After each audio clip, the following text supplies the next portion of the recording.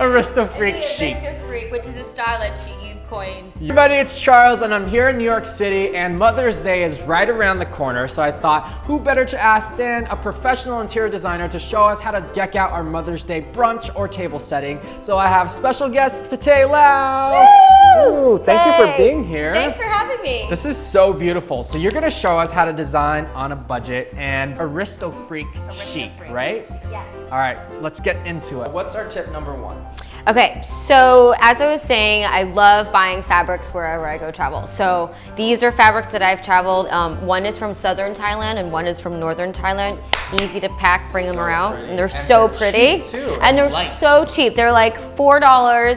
$5. If you don't get a chance to travel, you can always go to your local thrift store or your local fabric store and just find some fun fabrics that you want to just throw down on the table. I love that. Okay, so tip number two. Okay, tip number two is candles, and I like to play with these candle holders. They're actually from IKEA, so they're so fun. They're kind of like little shabby chicy, little Aristo Freak, definitely. Yes. Aristo Freak it out by putting like a hot pink candle, especially for Mother's Day. Exactly. And or candles always brighten up the ambiance. Totally. It just like makes it romantic. Yes. All right, so number three. Number three is always just throw some fresh fruits. Like we just love some green apples. It kind of goes really well with the hot magenta pink. So, and then, just a cool little plate ceramic thing. Just put some fresh fruits and it just allows people to grab an apple and take a bite. And it brightens up the whole table setting and also helps with giving people's appetite when they see all the bright color. Next tip. So next tip is flowers. And so if you don't have chance to go and get,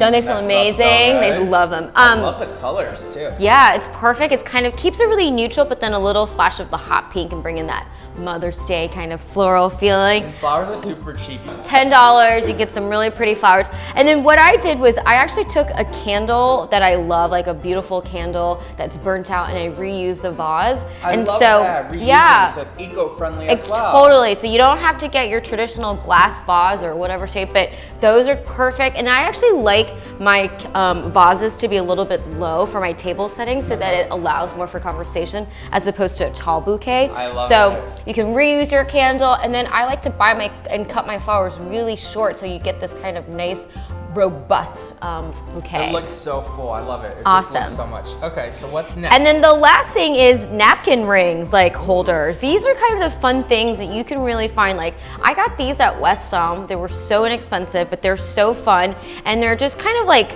little bracelets. And I'm a big stacker, so these are fun little things that you can just throw in for your napkin ring. So instead of using paper towels, which is so not cool, let's use napkins. And you have, again, fun fabrics, making this little kind of like a little bracelet on the table. Love it.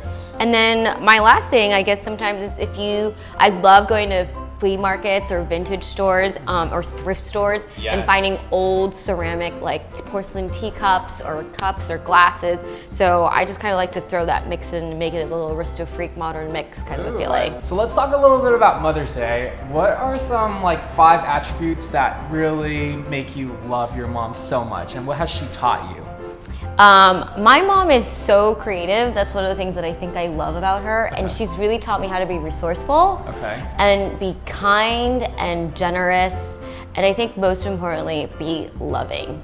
I love that. Yeah, I get that from my mom too. It's like no matter who you are, where you're from, my mom always taught me treat everyone the same, right? Regardless of their status or whatever. Totally. And then also hard work ethic. That's something that I've learned. That's so Asian. Asian mom, right? She's like my mom was tiger mom. My mom wasn't a tiger mom, but she was definitely she was a hustler, and I watched her hustle. She was a single mom, and she hustled, mad respect. And I think Mother's Day is all about empowerment, right? What are your thoughts about empowering other women to live their best life? What is Aristo Freak? I think that kind of ties in together. Yes, Aristo Freak is one who has the ability to think outside the box, and it's really essentially being empowered. When you're empowered and into your spirit and soul, you truly really do what you're gonna go and do and not be told outside noises of people telling you what to do. Exactly. How did you end up where you were today? How did you end up and decide okay, I actually want to get into interior designing? What was the whole journey? Yeah, oh my gosh, it's a really long journey, but like in like a short blurb. My short version. Yes. Well, I was living in Thailand and I started a clothing line, and I was starting a restaurant. I designed a restaurant, and then from that restaurant and just kind of doing all these like creative entrepreneurial things, I fell into interior design by doing a space for a whole villa.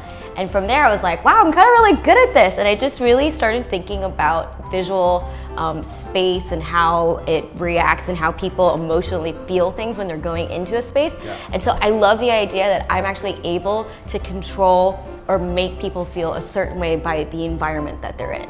And so it's a really powerful thing for me. That is so cool. Talk about a hustle. Wait, how did you go from restaurant to design? Like, awesome. I love it. Mad respect. Thank you. Hello. And also, we're teaming up. We're doing an awesome dinner club, 5-course around the world meal. Totally. In New York City. If you're available May 6th, check out the date below and info. I'm super excited. Me too. Pop-up dinner. Woohoo! Hey, I'll see you guys later.